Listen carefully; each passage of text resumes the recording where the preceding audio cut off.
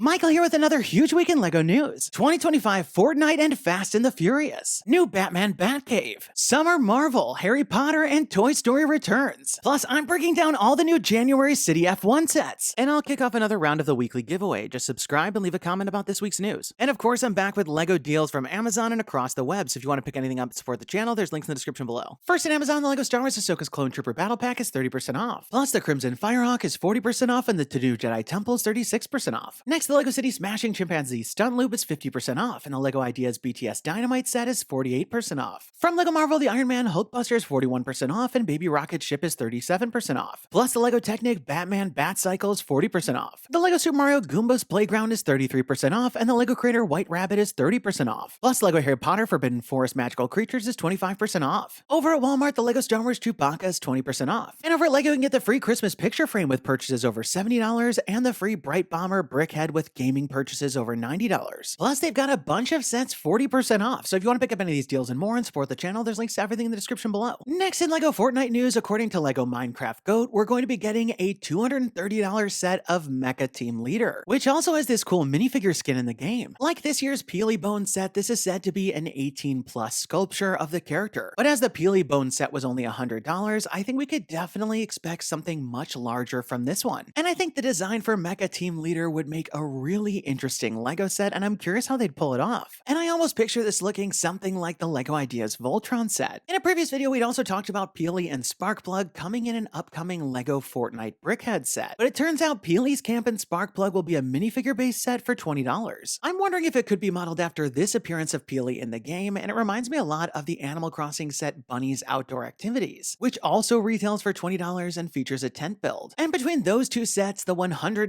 Klombo and the $60 Burger restaurant, we're in for a real treat this year. Next in LEGO Batman news, according to LEGO Minecraft Goat, we're going to be getting a brand new $100 Batcave this summer. The last Playscale Batcave we got was from the movie The Batman back in 2022. But of course, that Batcave was modeled after a train station and lacked some of the comic-y personality. So I'm hoping for something more like the 2019 Batcave Clayface Invasion, which was more comic book based and also retailed for $100. The set will of course include Batman and maybe even Bruce Wayne, but I just can't wait to see what villains we pull from Batman's Rogues Gallery, as that 2019 set had some good ones. Next for Marvel, hot on the heels of our first Spiderverse set, we're going back into the Spiderverse for Miles Morales' mask. This summer set will definitely be similar to the previous Spider-Man mask that we got this year, but of course with the colors flipped around, which reminds me of the Venom and Carnage sets that we got. And I'm hoping we get more Spider-Verse in the future. Next in Fast and the Furious news, in recent years we've gotten a couple different Speed Champion sets, which have been some of my favorites. And with so many memorable cars from the films, fans like me have been wondering when will we get our next entry. But thanks to a recent LEGO creative brief, it turns out we're getting one next year. Based on the description, many fans are assuming that the car will be Letty's Nissan 240 SX, which we saw in the first film. But I also think the 1971 Janssen Interceptor would be pretty great. Of course, I'd expect we'd get a Letty minifigure, and we actually have a minifigure of Michelle Rodriguez from her appearance in Avatar. And this set will definitely be a must-have for me. Next up, thanks to TalkBricks, we've got details of all of the summer Harry Potter sets, including a $250 Hogwarts Castle expansion of the main tower. This year we'd gotten the $200 Great Hall, which kicked off the new system with a 1,732-piece set, which means this new main tower could be massive. As when we look at a set like the Hogwarts Castle, we can see that this main tower really dwarfs the Great Hall, and I'm hoping it's chock full of moving staircases. The other Hogwarts expansion we're getting is the Herbology Classroom for $60, and I'm thinking this means we could be finally seeing a proper greenhouse like we got a small version of in the Astronomy Tower. Speaking of expansions, we're also getting a couple new shops to add to this smaller scale of Diagon Alley. This set will give us new versions of quality Quidditch supplies and Florian Fortescue's ice cream parlor. As far as the builds go, I have to imagine we'll see something similar to the versions that we got in the larger $400 Diagon Alley. And after the reveal of the new microscale version, I hope they don't stop until we get them all. Speaking of remakes, we're going to be getting an updated 4-privet drive with Aunt Marge's Visit for $90. The build will likely look similar to the version from 2020 and include the Dursleys as well as our first Aunt Marge. And I'm curious how they'll recreate this. Next up, we're going to be getting a new version of the Book of Monsters for $60. As this previous version was an exclusive gift with purchase, it's exciting to see this come out as a formal set. And at $50, I imagine it'll be far larger in size, maybe similar to the pop-up book from LEGO Ideas. Speaking of books, we're also going to be getting a brick-built book Nook featuring the Hogwarts Express for $100. $100. This book Nook concept is super interesting, and it's also rumored we're going to be getting one from Lord of the Rings. The final set will be Dumbledore's Phoenix for $20, which likely means it's a build similar in scale to the recent Hedwig at Privet Drive. Next in LEGO Disney news, after the success of the buildable Stitch, we're going to be getting another $60 set of a buildable experiment, this time with Angel. Next up, we're also going to be getting more buildable characters from 101 Dalmatians. Like we saw with Simba this year, we're going to be getting the 101 Dalmatians Puppies 18 Plus set for $140, which will likely be a large-scale version of perhaps 2 different puppies. And also similar to Simba, we're going to be getting the Lucky and Penny Puppies set for $25, which will be the similar smaller scale version for younger kids. Next up, with Toy Story's 30th anniversary, we're going to be getting the Toy Story Celebration Train and RC Car 4 Plus set for $40. This sounds similar to the Disney 100 Celebration Train we got previously, which included a float for Woody. While it's a 4 Plus set, I do hope it's modeled after the Western train that we saw in Toy Story 3. And while the previous 4 Plus RC was simple, it's a nice inclusion. Next up, with 2025 being the year of Formula 1, I was lucky enough to get sent the new Formula 1 LEGO City sets thanks to the LEGO Ambassador program. This wave of sets comes out on January 1st, and it really takes me back to my days of playing with the original LEGO Racers line. And across the sets, you get 8 of the team's vehicles and of course their drivers. The largest set is the $100 F1 truck, and this thing is massive, with some great designs on the sides. The front cab can be detached and there's a kickstand for the trailer.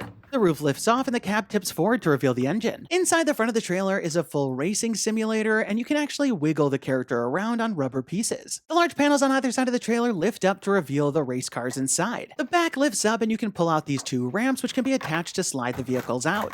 The set includes 2 of the F1 cars for Team Red Bull and Aston Martin, but of course there's no Red Bull branding because this is a kid's set. And each car features multiple prints, including a display. And included you get 2 drivers and 3 race team figures. The $80 F1 garage can be lifted by a handle and features cool printed panels. And by opening the right and left panels, you reveal the full F1 garage. At the center, we've got the platforms for the race cars as well as some screens behind. And I love that you can launch the 2 race cars with this lever at the back. The rest of the garage is decked out with posters, screens, and removable equipment for lots of play, with tons of accessories. This set also includes 2 vehicles with the AMG and Alpine cars with some nice pops of color. And included we get the 2 drivers and 4 mechanics. One of my favorites was the F1 pit stop for $30, where you can pull in the car and lock it in for pit stop.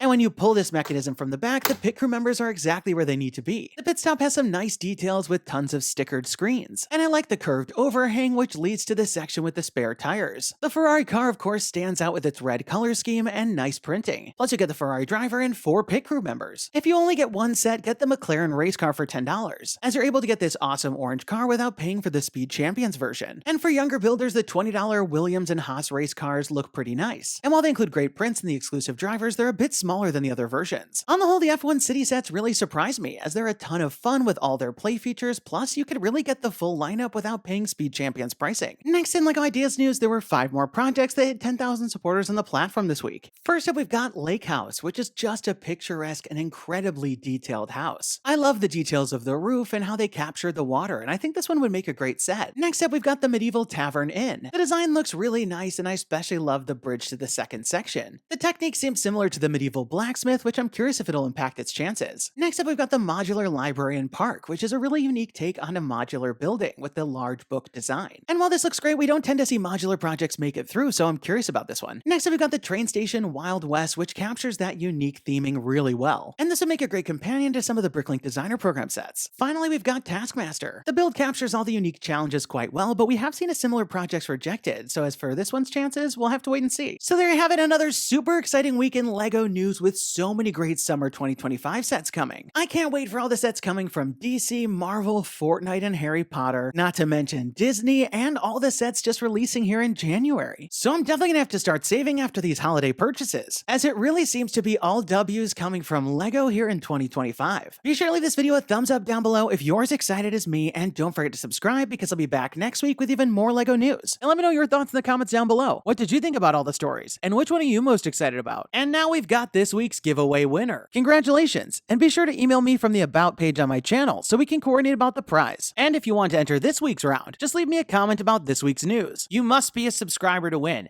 And definitely turn on notifications to find out when my next video is posted, because I'll be announcing the winners at the end of some of the videos. That's all the time we've got for today. Thanks and have a good one!